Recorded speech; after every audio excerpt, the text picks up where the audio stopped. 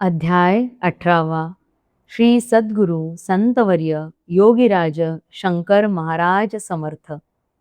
महाराजांच्या पूजेचा थाट, गुलाब पुष्पांचा हार घातला, उदबत्त्यांचा घमघमाट सुटला, आरती केली डौलात, साष्टांग केला नमस्कार, मस्तक ठेवले चरणावर, महाराजांनी हात डोक्यावर, फिरवुनी कवटाळले मज, घट्ट धरले महाराजांनी मम मस्तक त्यांच्या हृदया भिडुनी, शरीर मम गेले मोहरुनी, आनंद लाटा उसळल्या. महाराज इतके प्रसन्न दिसत, 17 अध्याय जे लिहिले असत ते महाराजांना अगदी पसंत पावती याची त्यामध्ये.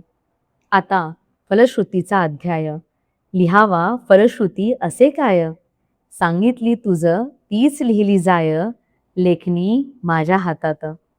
महाराजांचे धरुण पाय, फलश्रुतीचा हा अध्याय, येथे पहा सुरू होय दिव्य सुगंध दरवळला. जेथे सुगंध दरवळत तेथे महाराजांचे वास्तव्य असत, हे ठेवावे लक्षात. नमस्कार करावा, गुरु करावा असता लागत, म्हणून लोक गुरु करत. काय महिमा गुरुचा असत ठाऊक नसतो लोकांना. गुरुचा अगाध असे महिमा, गुरुच्या महत्वास नसे सीमा.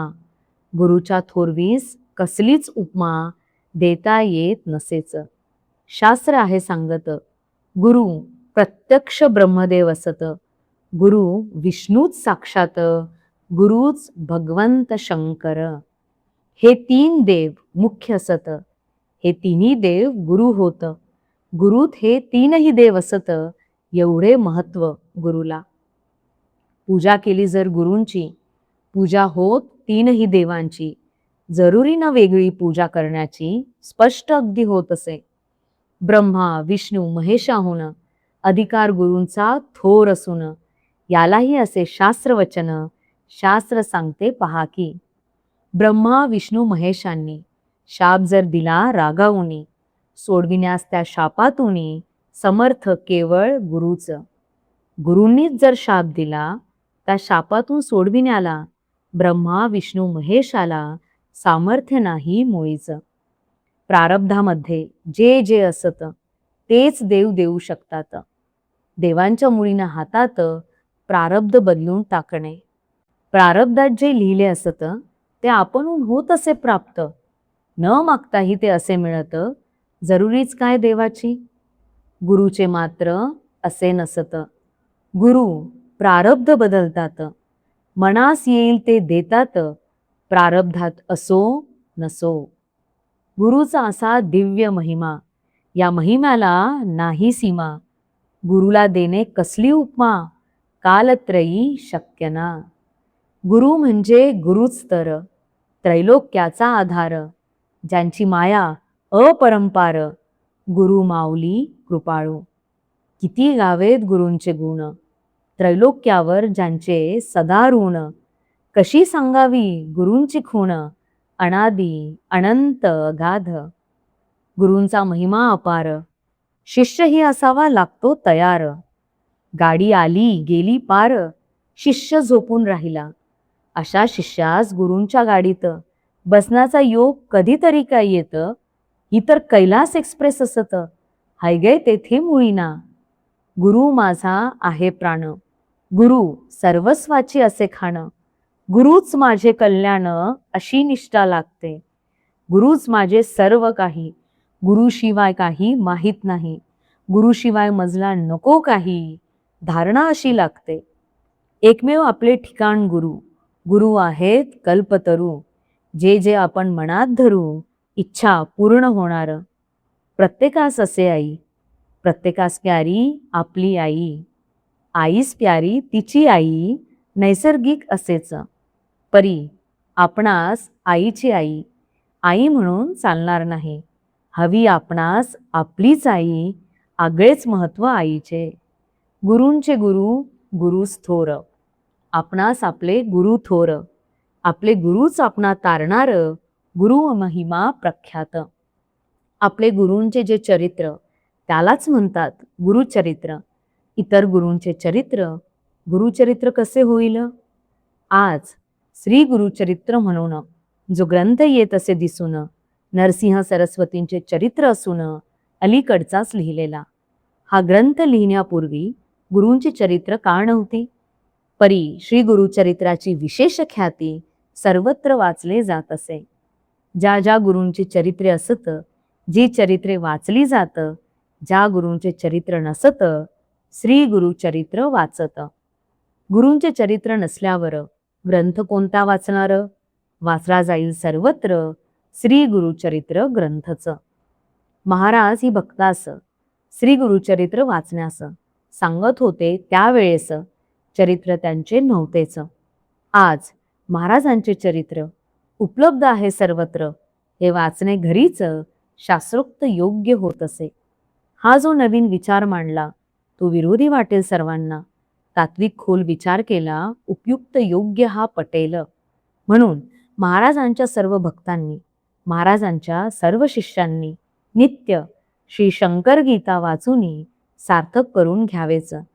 हा ग्रंथ असे प्रासादिक, हा ग्रंथ अत्यंत मौलिक. महाराजांचे अघटित कैक लीलाविलास ग्रंथात. प्रेरणा महाराजांनी देऊनी, आशीर्वाद दिले महाराजांनी, आदेश महाराजांचा होऊनी, कौशल्य त्यांचेच यात ते.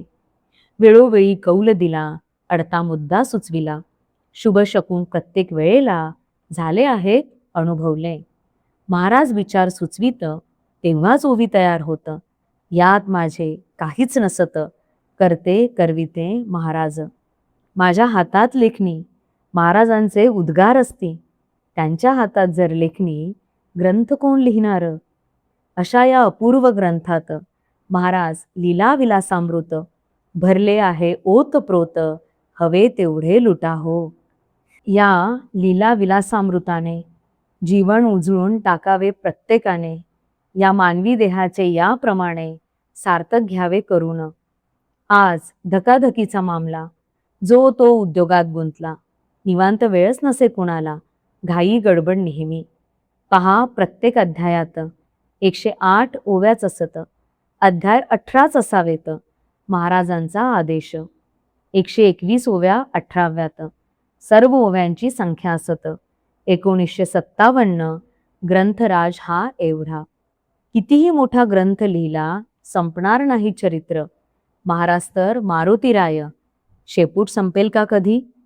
ग्रंथ विस्तीर्ण लिहिल्यावर वेळ कोणास मिळणार? पारायण कोण करणार? म्हणून स्वल्प ग्रंथ हा. मानवांच्या प्रमुख मागण्या 18, प्रत्येकीचे प्रकार 18. मागण्यांचा हा प्रचंड वारा सुसाट वाहे अखंड.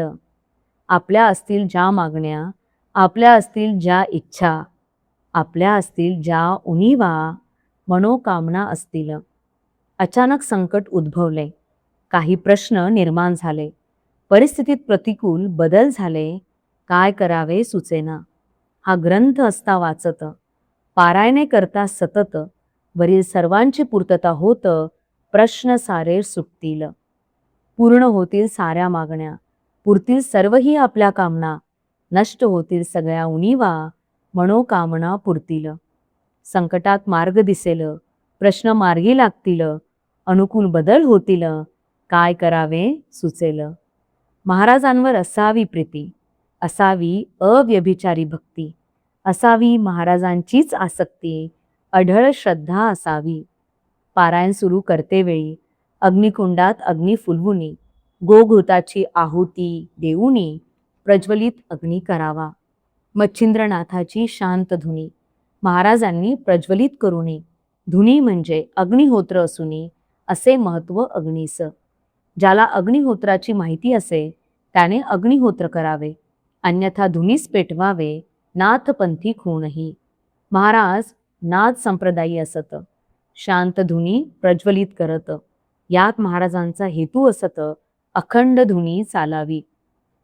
पारायणे जेथे सुरू होतं महाराज तेथे जातात. महाराजांसाठी लागत एक पाठ स्वतंत्र. या पाठाची पूजा करून करावे महाराजांना आवाहन. महाराजांना नमस्कार करून पारायण सुरू करावे. पद्धत सप्ताह पारायण. प्रथम दिनी ग्रंथ महाराज पूजन. पहिले 2 अध्याय वाचून नैवेद्य आरती करावी. पुढील 5 दिवसात रोज 3 अध्याय वाचावेत. 7व्या दिवशी एकच अध्याय 18वा वाचावा. पारायण पूर्ण करुनी महानैवेद्य आरती करुनी पारायणाची सांगता उरकुनी सप्ताह पद्धत अशीही. रोज एक अध्याय वाचून 18 दिवसात पारायण. रोज वाचिता अध्याय 2 पारायण 9 दिवसात होत असे. वाचणे अध्याय रोज 3 6 दिवसांचे पारायण. रोज 6 अध्यायाचे वाचन पारायण 3 दिवसात. रोज वाचन 9 अध्यायांचे पारायण 2 दिवसांचे. बसल्या बैठकीत ग्रंथ पूर्ण करणे पारायण 1 दिवसात. पारायणाच्या या पद्धती 7 प्रकारच्या त्या असती. आपणास सोयीची वाटेल ती अनुसरावी पद्धत ती. बसल्या बैठकीत पारायण करणे सहज शक्य असून बाकीच्या पद्धती याहून असती सुलभ अत्यंत. नोंद ठेवावी पारायणांची असे ती तुमच्याच कल्याणाची. किती पारायणात काय घडले याची कल्पना तुम्हा येईल हो. या ग्रंथाचे पारायण पहिले अगदी निष्काम पाहिजे केले. यातून आपणास सूचना मिळे त्याप्रमाणे करावे. नंतर करून कामना करावे पुढील पारायणा. या पारायणातून आपणा सूचना काही मिळतील. आपली कामना पूर्ण होणे यास्तव किती करावीत पारायणे सांगतील महाराज स्पष्टपणे. त्या आज्ञेप्रमाणे करावे. पारायणे करील जो श्रद्धावंत प्रगटेल पुढे भगवंत.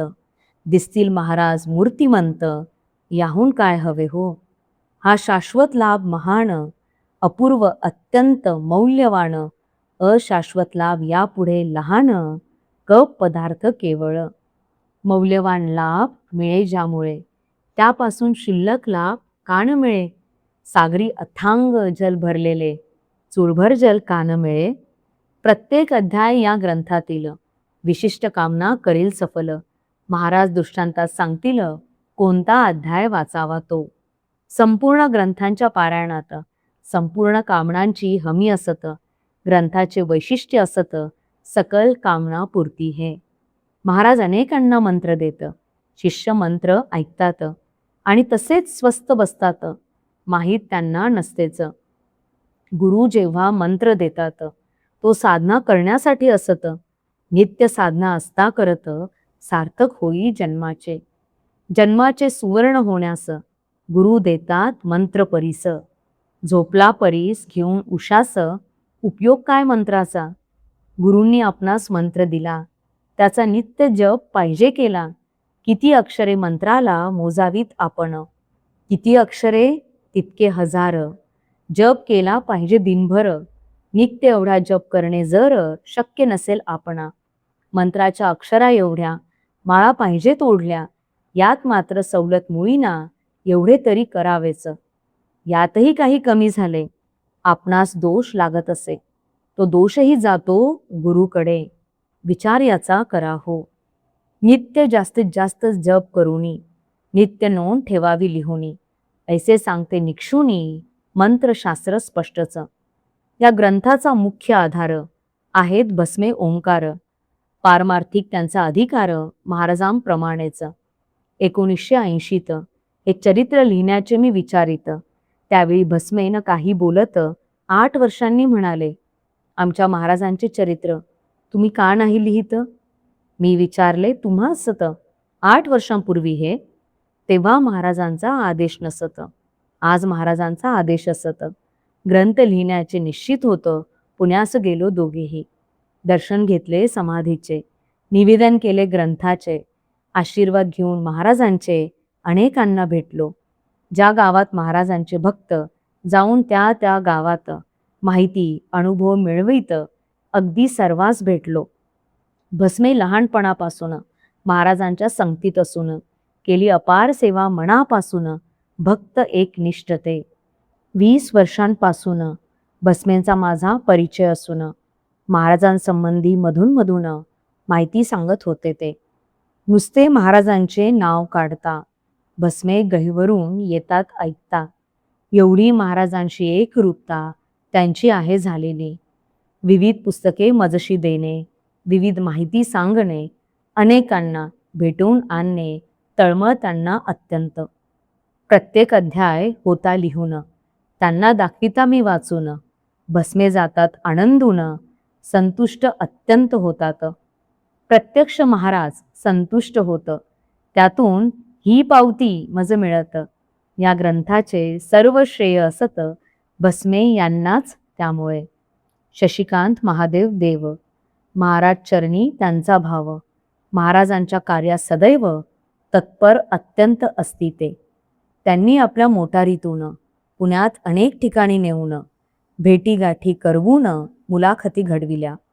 पुण्याहून अनेक गावातून आम्हास ठिकठिकाणी नेऊन माहिती मिळावी म्हणून देव सहकार्य असे हे.